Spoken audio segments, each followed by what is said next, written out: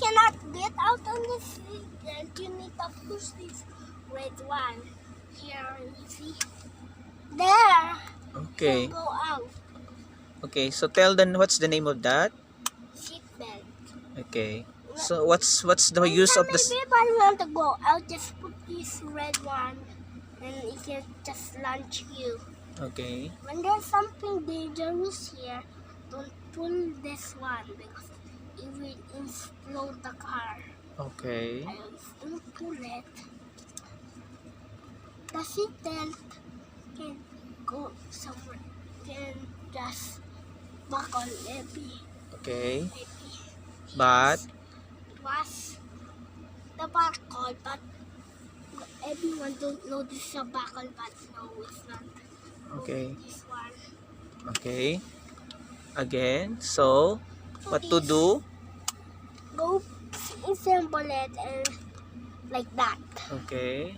This seatbelt is a case for cars, tsaka vans. Okay.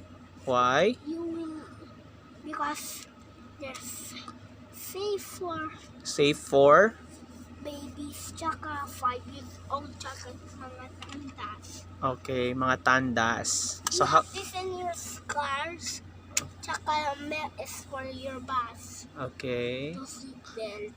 Yeah. You need to. Need to wear a seatbelt forever. Okay, very good.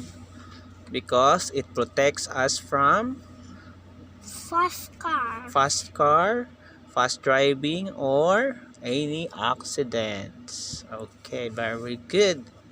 Saka when you want to fly, you need to you need to push this red Okay. button. Okay, but if When you stop the car, when maybe body break it, you need to fly. You want to fly. okay. You just push this red thing. Okay, very good. That's why we have to use the Seatbelt. every now and then when riding in a Fast car. car or any car for our safety. Very good answer.